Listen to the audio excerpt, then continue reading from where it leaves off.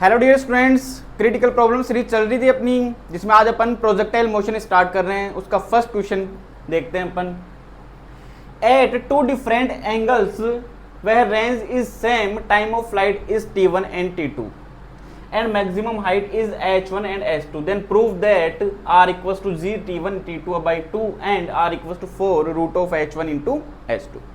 Question में है कि रेंज है वो सेम है दो डिफरेंट एंगल के ऊपर, और अपने को पता है कि रेंज है वो थीटा और 90 माइनस थीटा, इन दोनों एंगल्स के ऊपर क्या रहती है, सेम रहती है। तो थीटा के ऊपर तो टाइम ऑफ पीरियड है t1 और हाइट है h1, और 90 माइनस थीटा के ऊपर टाइम ऑफ पीरियड कितना है t2, टाइम ऑफ फ्लाइट, और हाइट कितनी है h2। तो अपने को प्रूफ करना है, एक तो r equals to g t1 t2 by 2 और एक r equals to 4 root h1 into h2।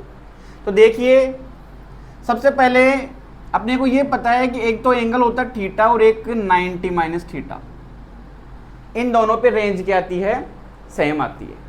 और टाइम ऑफ फ्लाइट का फॉर्मूला अपने पास में होता है 2u sine of theta upon g. तो अगर मैं t1 की बात करूं तो t1 इक्वल्स टू कितना होगा, थीटा एंगल के ऊपर तो 2u sine of theta upon g. और अगर t2 की बात करें तो t2 कितना होगा 90 माइनस थीटा पे, तो थीटा की जगह यहाँ पे कितना करूंगा 90 माइनस थीटा, तो साइन 90 माइनस थीटा कितना हो जाएगा कोस थीटा, तो ये क्या बन जाएगा 2u cos of theta upon g.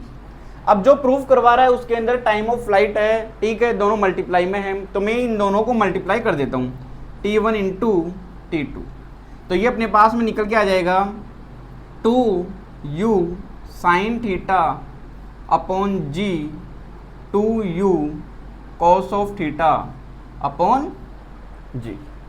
तो यहाँ से एक जी को मैं इधर ले जाता हूँ, तो जी t1 इंटू t2 बन जाएगा, और एक 2 को नीचे ले आता हूँ तो 2 नीचे आ जाएगा।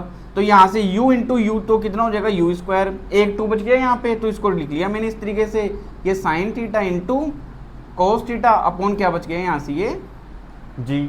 अब ये u square 2 sine theta cos theta क्या बन गया साइन 2 थीटा, तो ये क्या हुआ u square sine 2 theta upon g, यही क्या होती है रेंज। तो रेंज की वैल्यू क्या निकल के आ गई जी t1 इंटू t2 अपॉन 2। ये फर्स्ट वाला प्रूफ हुआ अपना। सेकंड के अंदर अपने को मैक्सिमम हाइट दे रखी है, तो सेम प्रोसेस करेंगे। अब t1 t2 की जगह क्या लेंगे अपन h1 h2।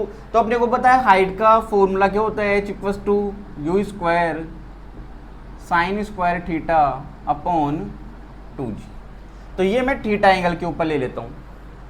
अब थीटा की जगह कितना होगा 90 माइनस थीटा, तो h2 कितना निकल के आएगा यू स्क्वायर, इस थीटा की जगह 90 माइनस थीटा करूंगा तो कोस थीटा हो जाएगा, और उसका स्क्वायर कितना होगा you square cos square theta upon 2g। अभी भी ये जो प्रूफ करवा रहा है उसके अंदर h1 और h2 मल्टीप्लाई के अंदर है, तो इन दोनों को मैं मल्टीप्लाई कर देता हूँ, तो h1 h2।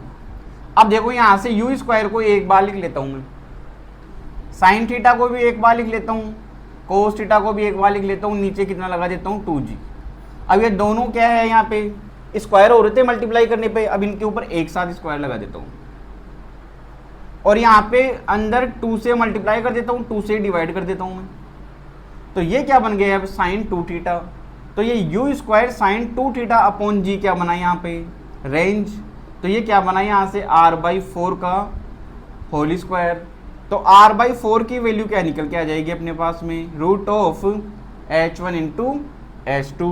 तो r की वैल्यू निकल के आई अपने पास में 4 root of h1 into h2।